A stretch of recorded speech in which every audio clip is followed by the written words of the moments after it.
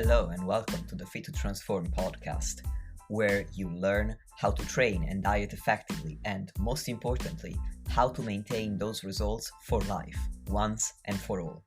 I'm Nikias Tomasiello, a transgender training and nutrition coach working online with anyone who's ready for a true lifestyle transformation, anywhere they may be in the world. As a friendly reminder, any and all information provided is for educational purposes only. You should consult with your doctor before implementing any changes to your diet and exercise program. With that disclaimer out of the way, thank you for being here. Now grab yourself a cup of tea or pre-workouts and enjoy. Yo, dear listeners, welcome back to the podcast and thank you for tuning into this solo episode, which may have an unexpected soundtrack playing in the background because there's some music being played just outside my window today. And while the window is obviously shut and I'm going to do my best to take the music out in post-production, I'm not entirely sure at this moment while I'm recording that I will be 100% successful. So if you hear some Indian inspired music or Indian sounding music, now you know why.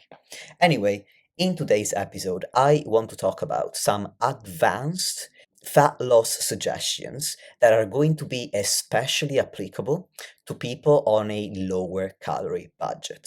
So we're not going to talk about the basics like eat more protein in order to feel a bit more full, because you already know that, you're already doing that, and now that your calories have gotten this low, it's not helping very much anymore. So these tips I have for you today are going to go beyond that, and they are meant to make a meaningful difference. They're not going to completely remove the challenge that a lower calorie budget poses, but they are meant to make it as sustainable as possible for the length of time that you will be on this lower budget. Before I delve into the first one, I want to clarify what I mean by lower calorie. And that's quite subjective, but I tend to work with people whose calorie budget ranges from 1200 to 1900 calories on average. So we're not talking about athletes or larger and more active people who can be in a deficit on 2000 or 2500 calories. So if that is you, then this is the perfect podcast for you. And also from a personal standpoint, I am 5 feet tall and my calorie budget in a fat loss phase is in the range of 1200 to 1500 calories. So that's what I would consider pretty low from any standard, whether objective or subjective. As a result of my own experience and my clients' experience, I have plenty of tools that are going to help you stick to lower calories. So these are the 9 best practical tips that I want to share today to make lower calories work for you. And the approach that I suggest you take when considering my suggestions is this. The lower your calorie budget gets, the more important these suggestions become. For example, if my diet were to start out at 1500 calories, I may not apply all of these suggestions straight up from day one, but as they get lower, the leaner that I get, depending on what my ultimate goal is, then I might start implementing more and more of them. And also, even if my calories were to stay exactly the same, I was going to say if my clients, which doesn't make any sense, my brain was stuck on what I said earlier. Anyway, even if my calories were to stay exactly the same throughout the entirety of the dieting process, I would certainly build up more and more diet fatigue. So the following suggestions are also going to become more and more effective and useful the more your diet fatigue builds up. So if right now you listen to this podcast and you're not willing to entertain all of my suggestions, as your calories get lower, or if you were to get lower, and or if your diet fatigue increases, I strongly encourage you to revisit this episode. I think this episode is quite timely, not only because there are plenty of people who, regardless of the time of year, have to diet on a lower calorie budget like me, but also because we're getting close to the winter holidays and a lot of people may be trying to diet on pretty low calories in order to lose fat as fast as possible, given that they don't want to be dieting over Thanksgiving, Diwali, Christmas, New Year, or whatever other holiday that you may be celebrating. So that's why I think that this is a great opportunity to discuss this very topic. And now, without further ado, let's get into the suggestions themselves. The first one is to simplify and automate your nutrition as much as possible. In other words, the closer you can get to creating your own meal plan and sticking to it day in and day out with minimal variation, the easier your diet is going to get. And here's why. When you try to switch things up too often, you end up spending a lot of time, effort, and mental bandwidth on entering your food into your calorie tracking app, thinking about all of the delicious meals that you could fit into your lower calories, scrolling Instagram for inspiration, writing shopping lists, shopping for these groceries, which are going to change very frequently, and so on and so forth. Now, all of this work put into the planning and preparation of the food that you make is going to increase your diet fatigue, your hunger, and your cravings because you're thinking about food all of the time. Plus, this takes a shit ton of time that you could spend on doing literally anything that's more productive. By spending so much time on this, you're making your entire life about your diet, which is going to make you feel more resentful of the process because you're going to feel like there's no space for anything else, whether in terms of energy or whether in terms of actual time in the day. And these are some of the main ways in which you can simplify and automate your nutrition. First off, make sure to plan your food in advance in your calorie tracking app and don't go back later to change the recipe, to make adjustments. Treat it as a one and done type thing. When I say don't make adjustments, what I mean is don't think up a new meal that you would want to have instead of the lunch you've already entered and then you go back and you change that lunch. Again, this is going to increase the time that you spend thinking about food. Of course, you can make adjustments if you haven't bothered to weigh a banana yet. And when you get to having the banana, that's when you weigh it and you have to adjust the quantity. That's obviously a very tiny adjustment that you can make without issue. But when it comes to the overall plan for an entire meal or for each meal and snack on that day, prepare it once and then leave it be. The second suggestion is to use a minimal amount of ingredients for each meal.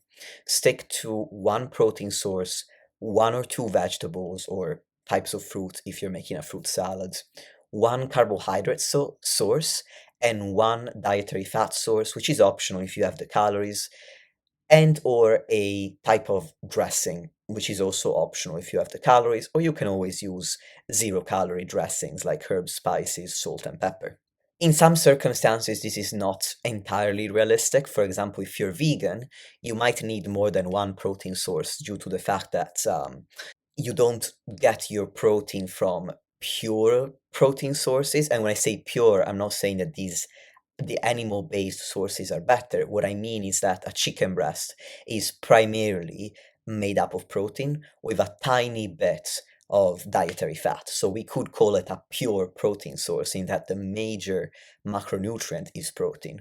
With vegan sources of protein, that's not usually the case. You also have either carbs or fats and sometimes both. Just think about tofu or any other type of soy-based protein. And often, in order to have enough protein in a meal and also to have the essential amino acids that one source of vegan protein may lack compared to another, you also need to combine different sources, such as beans and rice, because you won't have certain amino acids in beans that you're going to find in rice. You combine the two and you get all of the amino acids that you need, at least the essential ones. So this is not always possible, but the smaller the number of ingredients that go into a meal, the more simple that is, the easier it is to prepare, the less time you have to think about it, the less tempted you are to change the recipe completely, the easier it is to stick to your plan.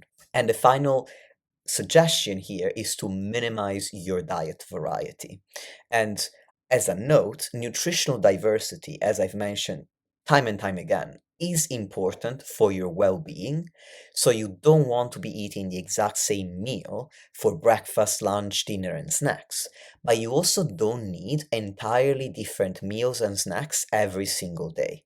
I would recommend have a certain breakfast, a certain lunch, and a certain dinner, all different from one another. Have snacks which are also different from the other meals, and make sure that there is diversity within the ingredients. So, for example, if you're having an orange for breakfast, look for vegetables for lunch and dinner that are differently colored, so that when it comes to your produce, you're getting a diversity of the minerals and the vitamins that produce contains.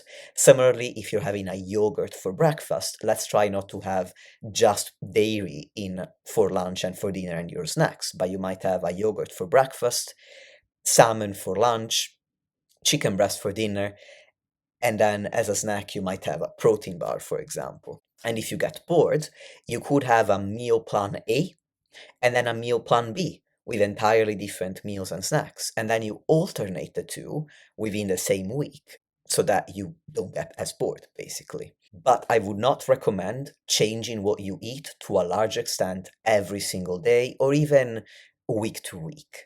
In order to increase diversity or to maintain diversity over time, I would suggest changing one or two ingredients within the same meal. For example, let's say that on your meal plan A, you have a noodle stir fry.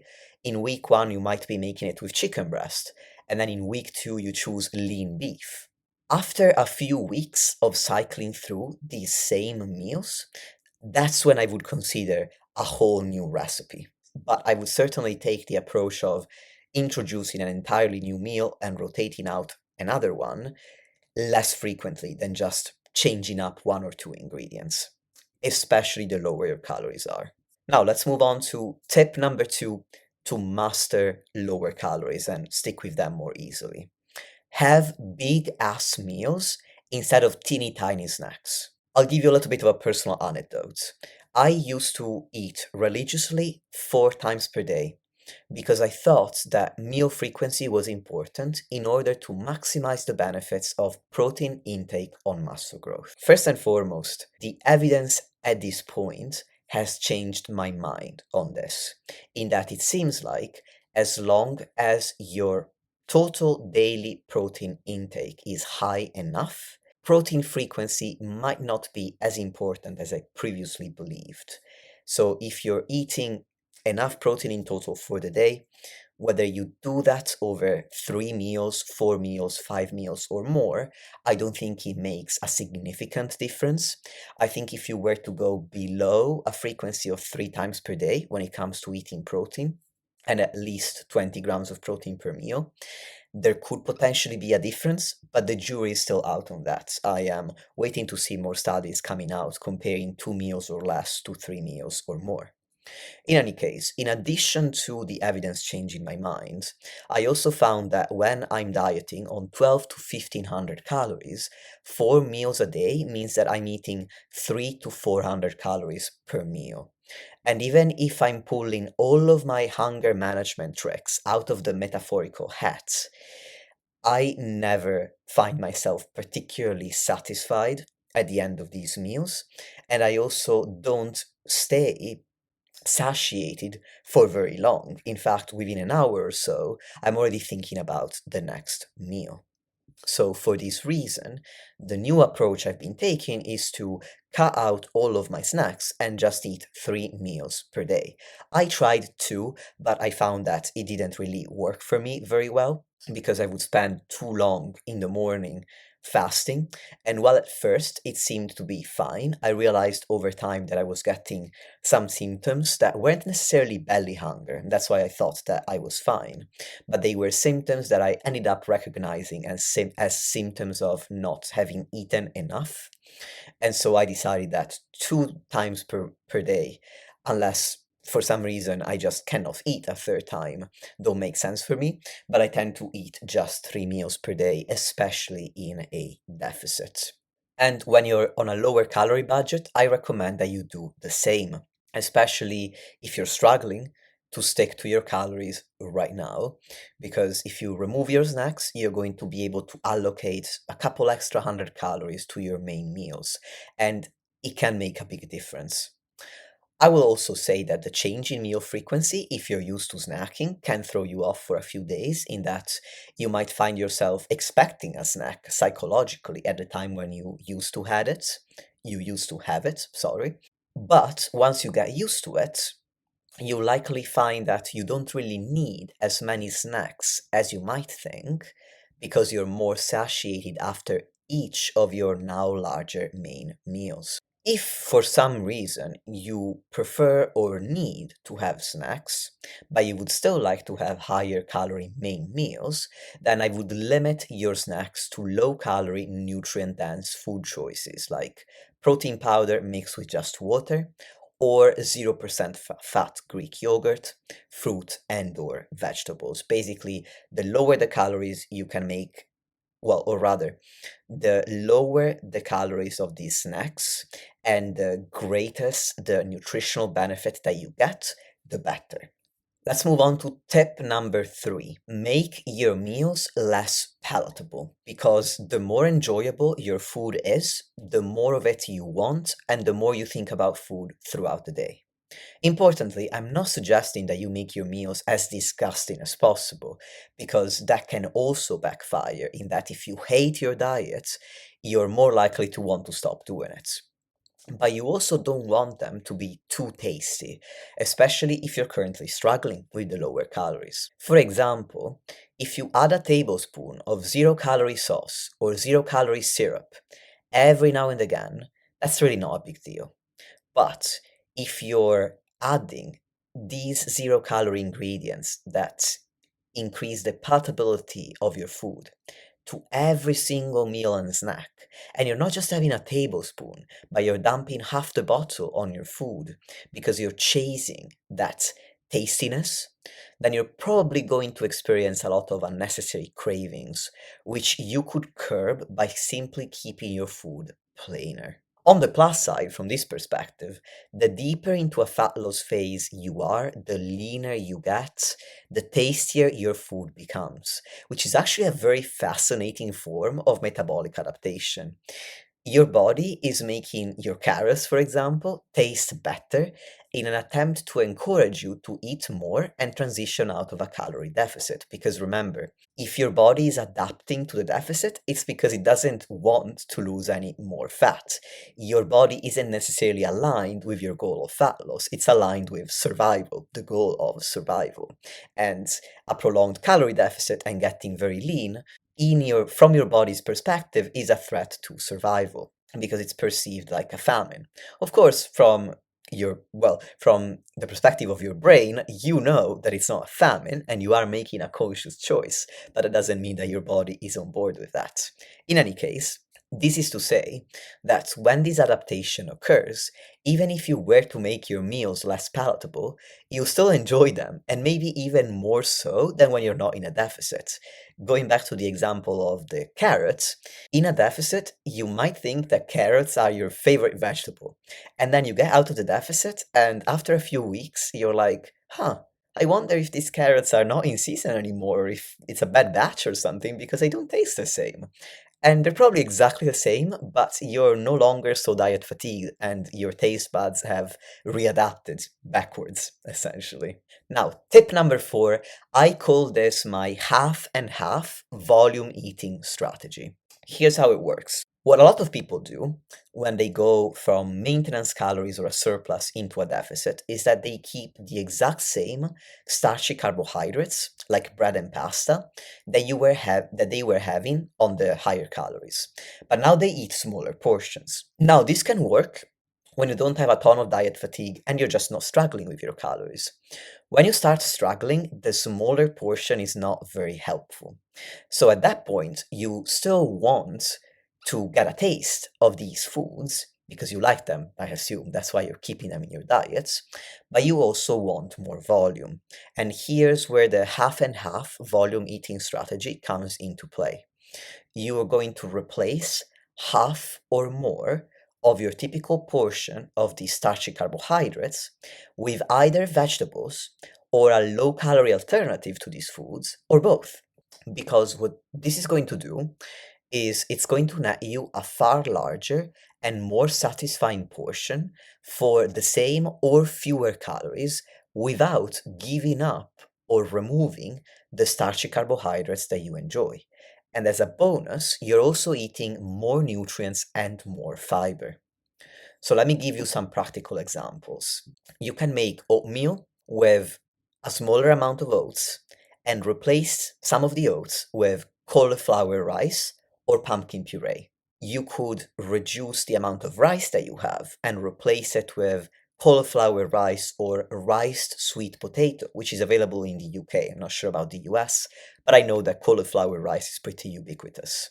Or if you're having noodles, you could reduce the portion of noodles and replace it with a greater portion of vegetables, butternut squash noodles, courgette or zoodles, meaning noodles made of courgette or zucchini, or konjac noodles.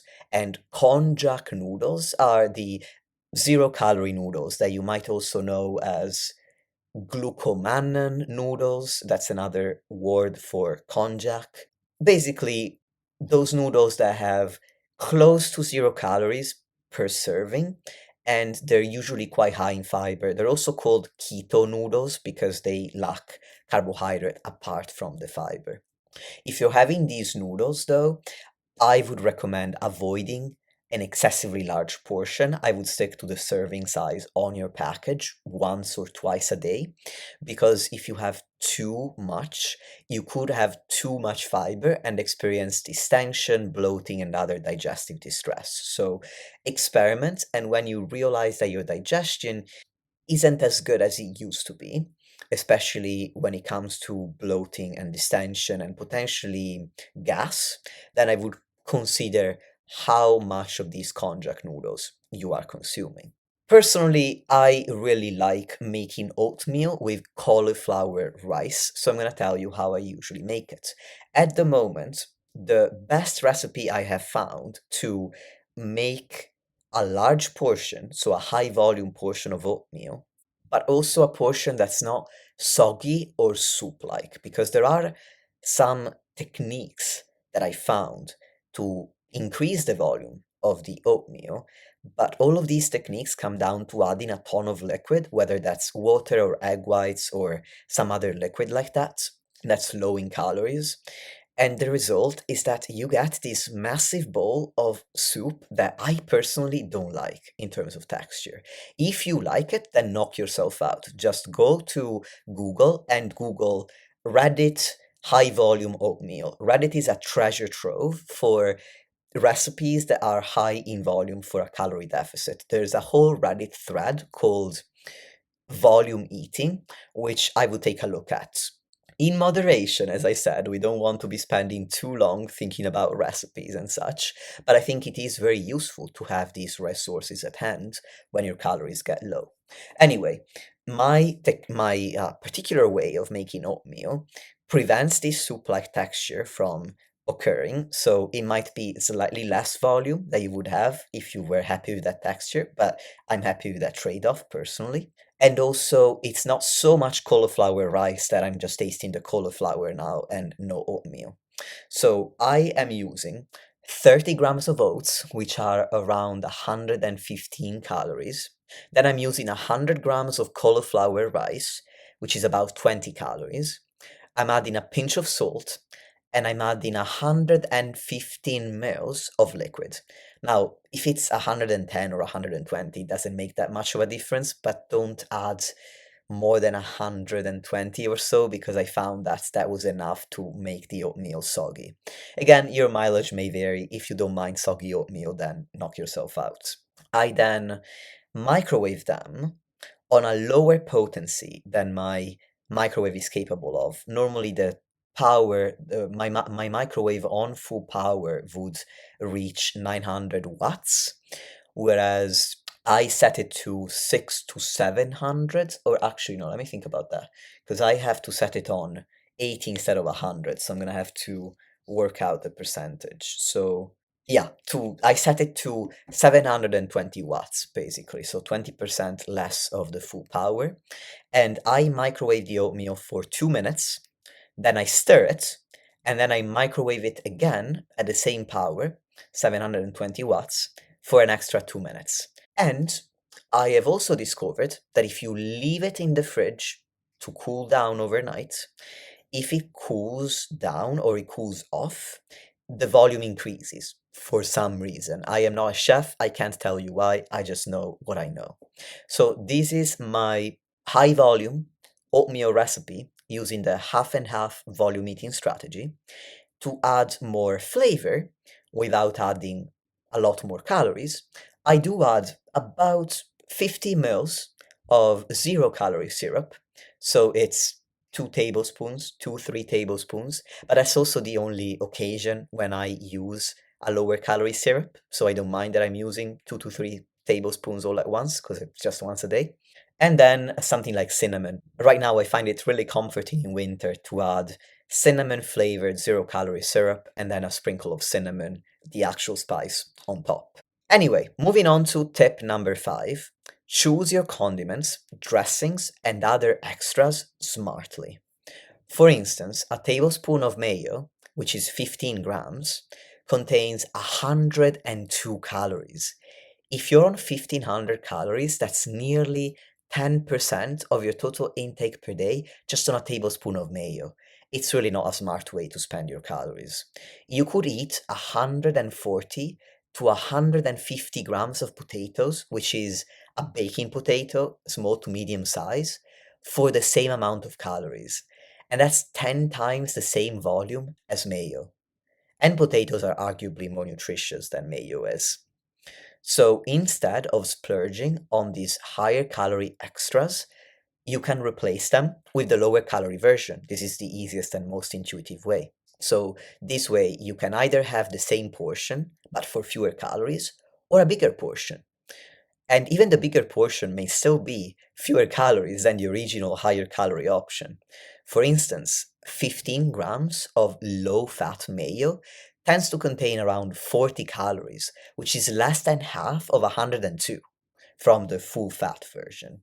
As an alternative, you could harness the power of 0 calorie condiments like salt, herbs, and spices. A lot of people underestimate how much flavor you can add with the right blend of salt, herbs, and spices. One of my personal favorite combinations is salt, oregano, and MSG. Tip number 6, match discretionary food consumption to your caloric intake. And to clarify, when I say discretionary food, I'm talking about cookies, chocolate, ice cream, foods that don't give you a ton of nutritional value, but that are very palatable. When your calories hit a certain threshold, the trade off between the pleasure that these foods give you and their caloric cost is no longer in your favor. And this threshold differs for each person, and it depends on these factors: how many calories you're actually eating, how hard it is to hit your nutritional basis on your current calorie budget. So, by that I mean how hard it is to hit your protein, your fiber, your micronutrients. So, a proxy for that would be your servings of fruit and vegetables per day, as well as your carbohydrates to fuel performance and minimum essential fat intake for general health and hormonal health specifically. And the final factor is whether you're considering a lower calorie snack like a cookie, or whether what you're trying to make room for in your diet is a higher calorie meal like pizza or burgers and fries. Here's another little personal anecdote. When I'm dieting on 1500 calories or less, I don't go out for pizza until I'm taking a diet break from the deficit or I'm ending the fat loss phase altogether. And if you know anything about me, you know that pizza is my favorite meal out, and it's literally the only thing I want to have if I eat at a restaurant.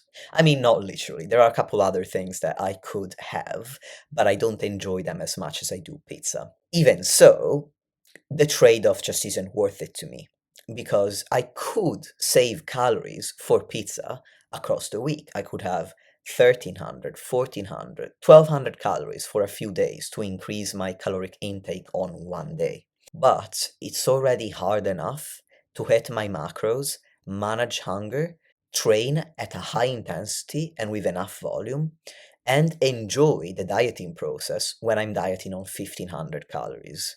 Trying to lower my calories for the sake of a single food that I'm going to have just once a week is just not worth it to me. On the other hand, a different example would be if I want to have 100 calories worth of Solero, which is one of my favorite commercial ice creams, then it's not that big of a deal, and I don't necessarily need to cut these foods out like I would with pizza, unless my calories are getting to 1300 or lower. If I'm eating 12 to 1300 calories in a fat loss phase, there are no discretionary foods in my diet because I need those calories for protein, fruit and vegetables, and foods that are going to keep me satiated. Your take home from this anecdote is that the more you struggle with hunger on your current caloric budget, the fewer discretionary foods you want to include, so that you have more calories available for more satiating and more nutrient dense options.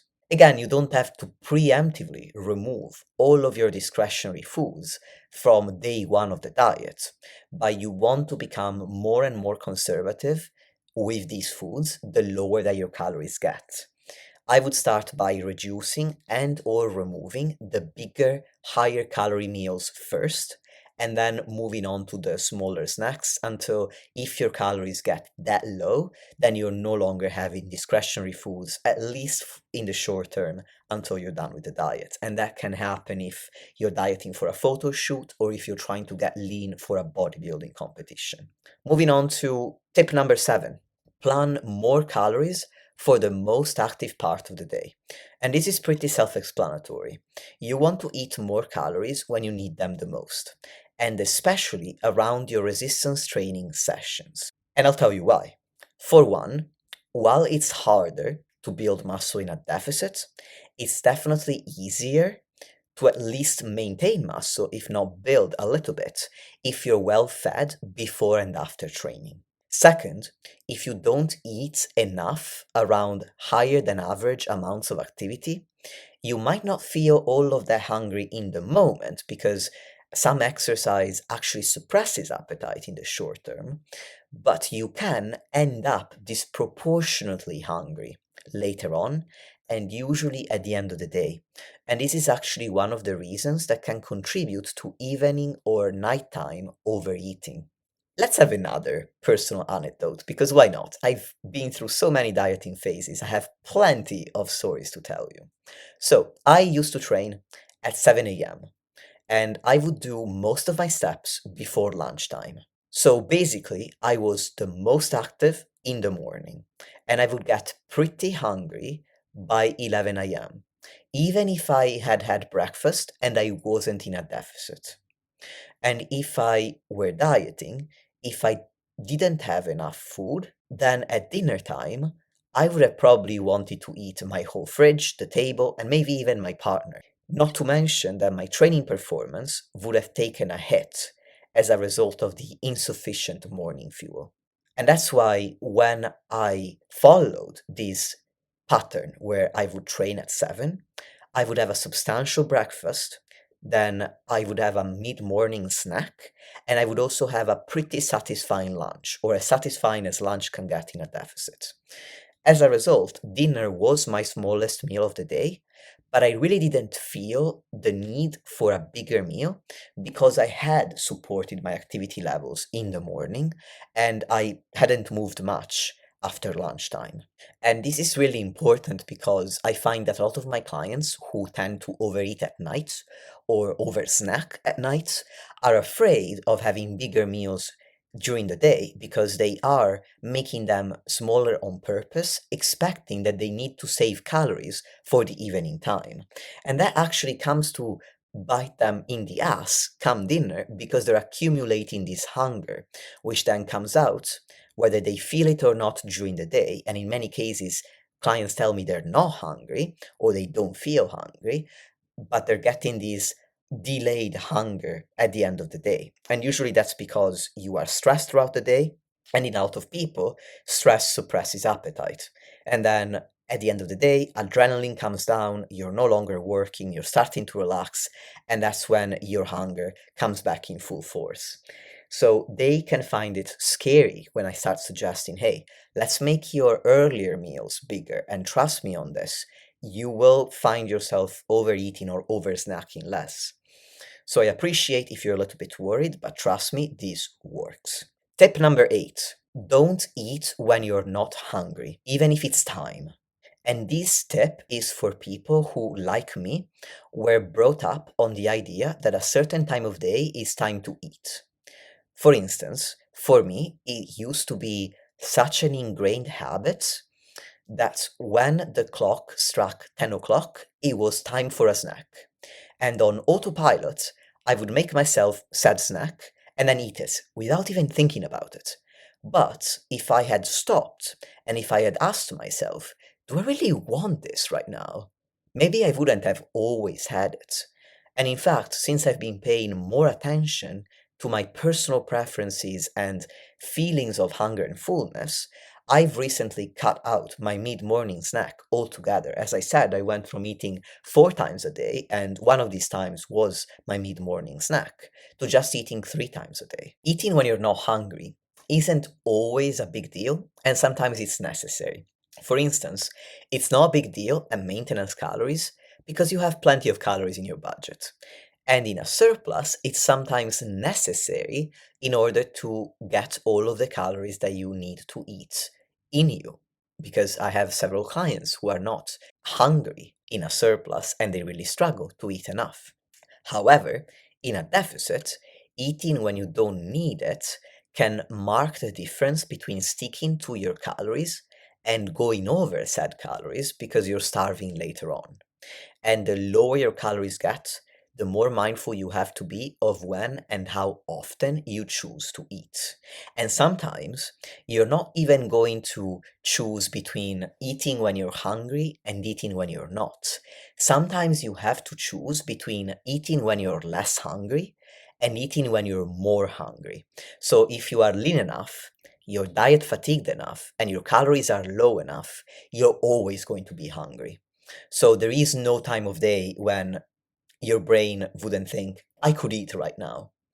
And it's just the nature of the beast. If you have such lofty fat loss goals, they also come with lofty consequences. So in some cases, you can't even choose to eat just when you're hungry. You have to go a step further and choose to eat when you're the hungriest and accept a lower amount of hunger the rest of the day. Now, tip number 9, which is the last one for today, and it's one that I'm not going to talk a lot about because I talk about it all of the time, but it is just that fundamental, and it is to stay busy. I cannot understate how important this is, and I'll tell you why. This step has been a major key to my success when I was dieting for my most ambitious goals.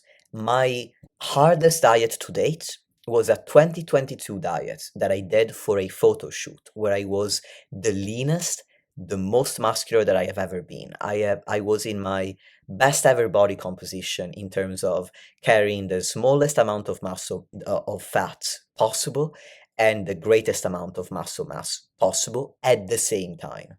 And this was really fucking hard. It took me 6 to 7 months altogether.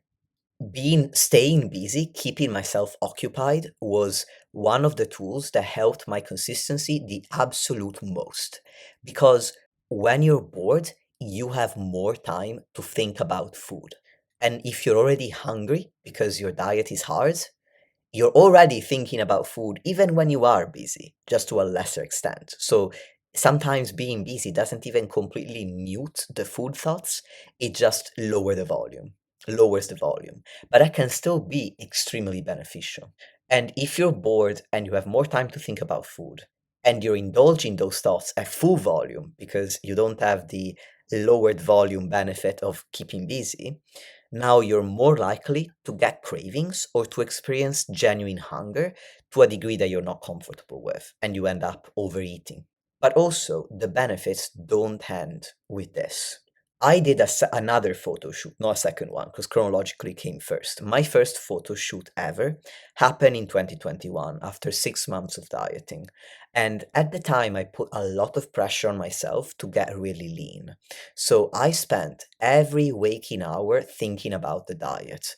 And this only made the diet more grueling. I was thinking about making sure that I nailed my steps and my training and my meals, my calories, my macros, because I had this idea in my head that I needed to be perfect with everything to get the most out of this photo shoot, which talking about how that was a flawed perspective is going to take a completely a complete episode in and of itself. So I'm not going to spend a lot more time on this right now.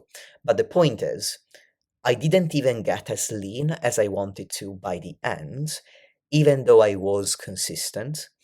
And instead, I achieved such a high degree of diet fatigue that I decided to end the deficit at a higher body fat percentage than I would have liked. So, given my background with an eating disorder and with adopting and maintaining pretty extreme behaviors, I'm not the type of person who would have just gone over calories. I just don't do that. It's how my psychology works. But what happened then was still an outcome that I didn't want. And it was, I was so done with the diet that because I didn't want to get to the point where I would go over and lack consistency, I stopped the deficit sooner than I could have. So I did not get as lean as I wanted to. After that shoot, I was so disappointed in that outcome that I promised to myself that in the next photo shoot, I wanted to be far more chill. I didn't want to make such a big deal out of it because at the end of the day, a photo shoot is a cool endeavor and it is a commitment, but it's just fat loss. It's not world domination. I don't have to be that focused all of the time and to make such a big deal out of it. So, keeping myself busy with activities that had nothing to do with fitness and with the diet played a massive role in helping me accomplish this vow that I made to myself in the 2022 photo shoot prep. I was busier, so that made me less stressed about the diet, that made it easier to diet, and this time around I did get just as lean as I wanted to, and as I said, I achieved my best body composition to date. And most importantly, the fat loss phase wasn't as all-consuming as it had been in 2021, and I got to be far more present in my life outside of fitness. So stay busy so that you can live your life, not your diet. And as a result, you get to enjoy and be more successful with both of them. So to recap, these are the 9 tips to help you master lower calories. Number 1, simplify and automate your nutrition as much as possible. Number 2, have big ass meals. Number 3, make your food less palatable. Number 4, use the half and half volume eating strategy. Number 5, be smarter about your extras like condiments and sauces. Number 6, be strategic with your discretionary foods. Number 7, plan more calories when you need them the most. Number 8, don't eat when you're not hungry or when you're not as hungry as at other times of day. And number 9, stay busy. Thank you so much for tuning into this episode. if you want to apply for coaching, I'm still taking on clients, and this is a great time of year to do so. A lot of people decide to wait until the new year to start an endeavor like coaching, and basically they don't get any closer to their fitness goals, and if anything they get further away from it between September and December, because they think, well, then there's Thanksgiving, there's Halloween, there's Christmas, there are all these foods that I want, so I don't want to commit to changing my diet or to a training program. But what they don't realize is that they would really benefit from the support that coaching can give you, and they would still navigate these holidays while eating the food that they are really looking forward to, but also with the right guidance, they would actually be able to get way closer to their fitness goals and be far happier with how they handle the holidays, the winter holidays specifically, than they would have been if they had just been on their own. So do not hesitate to apply for coaching via the link in the show notes. Thank you for listening, and I will talk to you very soon.